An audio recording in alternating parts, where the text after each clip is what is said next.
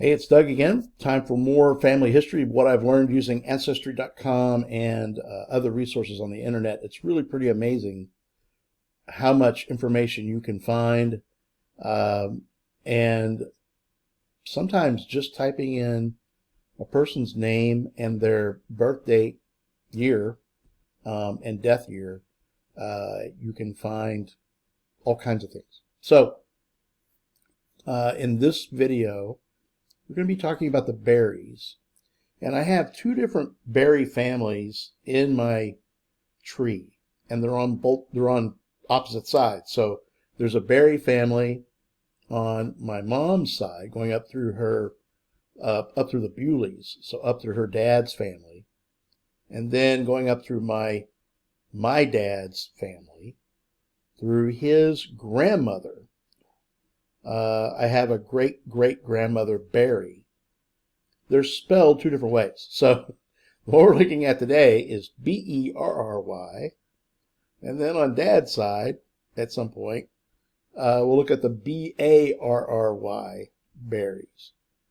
And what we're going to find out in this video is that this particular family of berries has a connection to Thomas Lincoln Nancy Hanks. It's everybody knows about Sarah Bush being Abe's stepmother marrying Thomas, and that's on my dad's side of the family, obviously. But then there's a connection on my mom's side as well. And so here's how we're going to get to the berries. My generation, my mom and dad, and then, like I said, mom's dad, Wilbur Carl Bewley. Okay.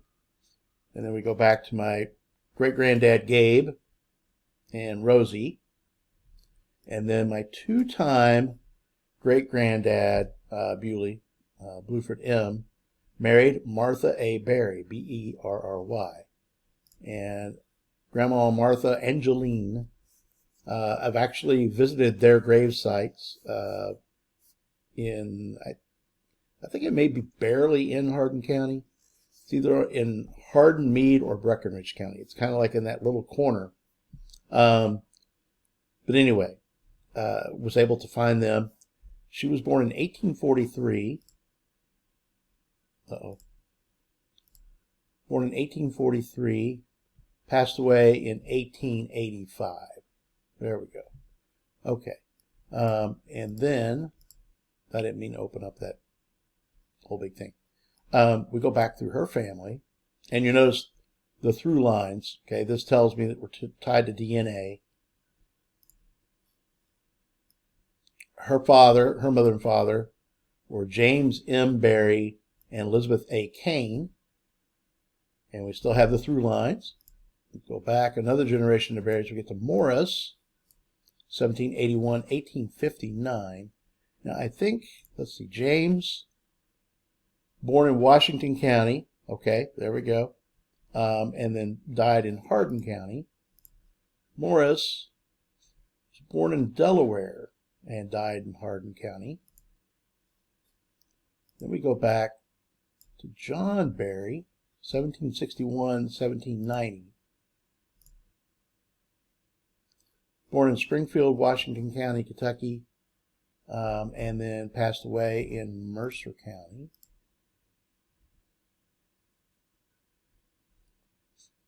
And we still have the through lines. And that's what's pretty incredible, is that the through lines go back in the berries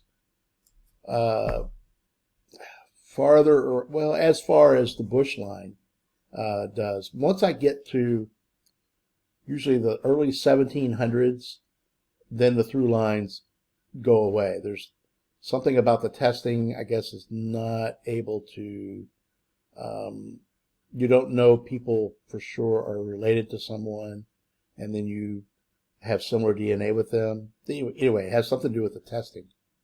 So John Berry, one of his brothers is Richard Berry, and here is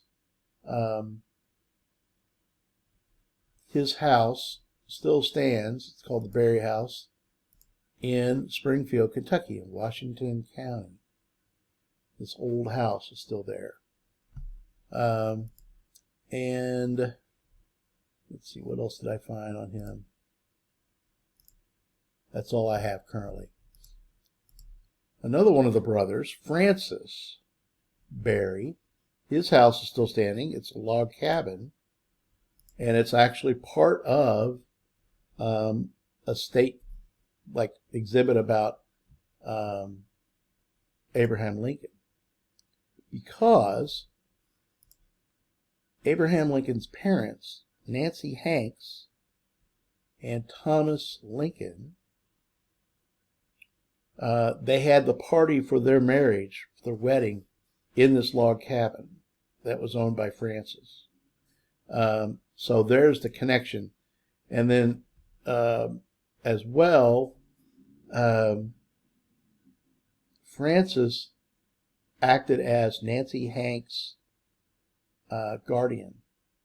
Nancy's childhood and family circumstances are kind of murky, but you read things about possibly being born out of wedlock, and she kind of had to support herself early on, and she did things like nanny for families, live with them, do chores, things, and I think that was part of the arrangement with the Berries, and they kind of took her in and helped her. Here is a marker, I believe, in front of the cabin. Let's see if this comes up. There we go, the Berry cabin. And I learned a lot of this by watching, there's a video that was produced in part by the Hardin County Historical Society, and they talk about Nancy and Thomas's wedding.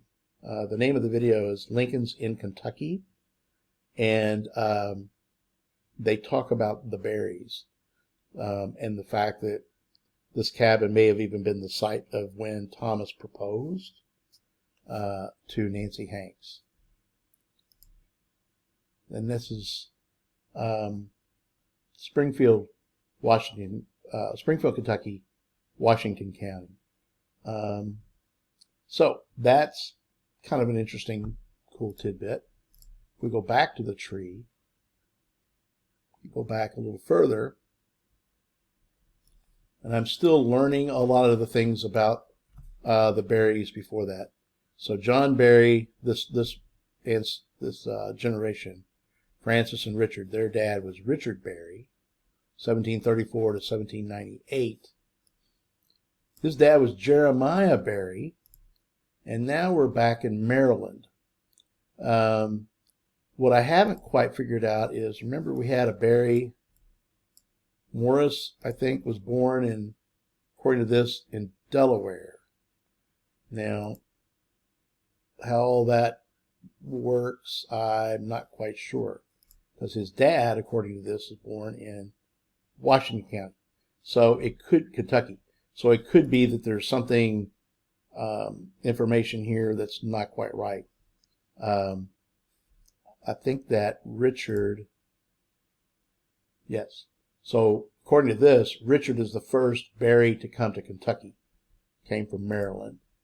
And this is Prince George's, is where the Berries are for a while. When you go back, Prince George's County, Maryland, Jeremiah 1712, 1769.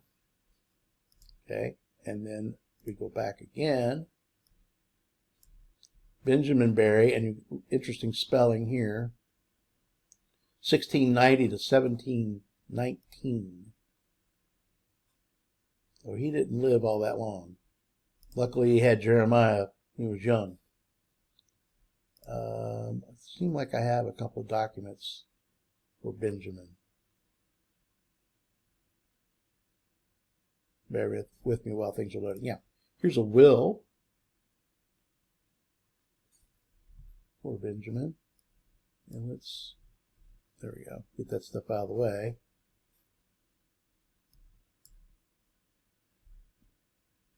No, I don't want, clicked on something I didn't mean to. Sorry about that. Okay.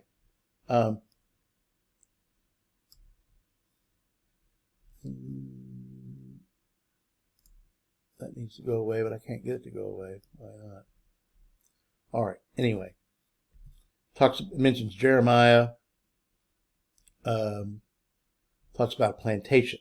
And so when we get back to Maryland, these are large tracts of land. As I found a couple of other, I think at least one other will, talking about all the land that they owned and where it was, 800 acres. And it gives locations. I've been trying to locate some of these using Google Maps, and so far I've not been able to come up with anything definitive. So there you go. I know that they were in the Baltimore area, and part of Maryland, like between Baltimore and where Washington, D.C. is. I know that. I found a Berry Road, things like that, but I haven't been able to pinpoint where these properties were. William Berry, his dad, 1691 was his death date.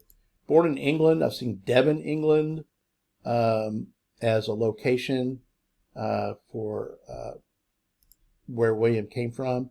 So I'm betting that he's the first Berry in the line to come to the colonies. There's a colonial families of the U.S., and William Berry is mentioned in there. Here it says he was born in Virginia and immigrated to Maryland. But I've also found christening records. So, and the years line up, the parents' names line up. So, who knows? Okay. When you get back that far, information may not be super accurate.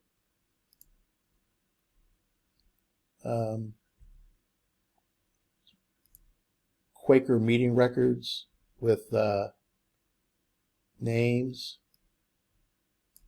Here you go, Benjamin Berry, Richard Thomas, okay. Talbot County. And that I haven't spent enough time researching, but that's a place that I would look to see if I can figure out where they owned land. His wife was Margaret Marsh Preston, is her name. And then we go back, we have James Berry, and I'm sure that James was born in England. So it could be that James came from England and William was born in Virginia, or William was born in England and came along with James. Makes sense, comes with his family. Go back another generation. Richard Berry, 1573. And this is the incredible thing. The Berry line, I have that goes really deep, if everything is accurate on Ancestry. Now we're back to 1525, Thomas Berry. William H. Berry, 1519. John Berry, 1468. And that's the end of the line right now. So there's a lot of information on the Berries on Ancestry. Goes pretty deep. But I thought the coolest story is the connection with the Lincolns. So hope you enjoy learning a little bit about the Berries, B-E-R-R-Y. And we'll talk about the B-A-R-R-Y on the other side later. Thanks.